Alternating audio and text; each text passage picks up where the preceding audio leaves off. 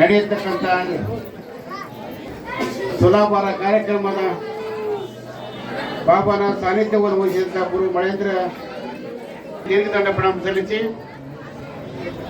ಅದೇ ರೀತಿ ನಮ್ಮ ಜೇಟಿಗೆ ಶ್ರೀಗಳ ಪಾದಾರವಿಂದಗಳಲ್ಲಿ ದೀರ್ಘದಂಡ ಪ್ರಣಾಮ ಸಲ್ಲಿಸಿ, ವೇದಿಕೆ ಮೇಲೆ ಆಶಿರಂಥ ತಿವಾರಿ ಅವರೇ, ವೈಭವ್ ಖಂಡೆ ಅವರೇ ಹಾಗೂ ನಮ್ಮ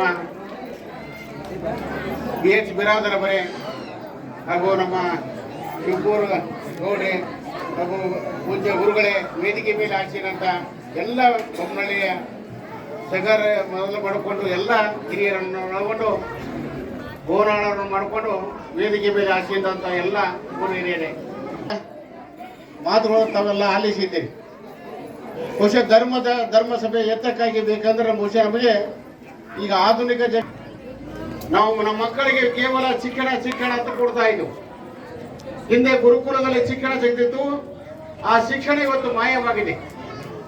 ಗುರುಕುಲದಲ್ಲಿ ಶಿಕ್ಷಣ ಅಂದರೆ ಮಕ್ಕಳು ಬೆಳಗ್ಗೆ ಎದ್ದು ಸ್ನಾನ ಮಾಡಿ ತಲೆಗೆ ಹಣೆಗೆ ವಿಭೂತಿ ಹಚ್ಚಿ ಒಂದು ಹಾರವನ್ನು ಸೇವಿಸುವಾಗ ಯಾವುದೇ ಒಂದು ಮಂತ್ರ ಉಚ್ಚಾರ ಮಾಡಿ ಎಲ್ಲವೂ ಇವತ್ತು ಸಂಸ್ಕಾರಯುತ ಶಿಕ್ಷಣ ಸಿಗ್ತಾ ಇತ್ತು. ಇವತ್ತು ನಮ್ಮ ಮಕ್ಕಳಿಗೆ ಇವತ್ತು ಕೇವಲ ಶಿಕ್ಷಣದ ಜೊತೆಗೆ ಸಂಸ್ಕಾರ ಮಾಯವಾಗಿದೆ.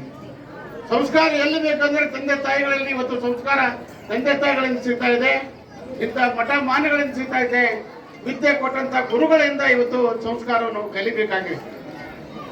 ಯಾವ ಇವತ್ತು ಜಗತ್ತಿಗೆ ಸಾಮ್ರಾಟರಾಗಿ ಮೆರೆದಂತ ಶಿವಾಜಿ ಅವರ ತಾಯಿ ಜೀಜಾಬಾಯಿಯ ಒಂದು ಸಂಸ್ಕಾರದಿಂದ ಇಡೀ ಜಗತ್ತಿಗೆ ಇವತ್ತು ಸಾಮ್ರಾಟರಾಗಿ ಶಿವಾಜಿ ಮೆರೆದ ಅಂತಹ ಸಂದರ್ಭದಲ್ಲಿ ನಾವೆಲ್ಲ ನಮ್ಮ ತಂದೆ ತಾಯಿಗಳು ಮಕ್ಕಳಿಗೆ ಸಂಸ್ಕಾರ ಕೊಡಬೇಕಾಗಿದೆ.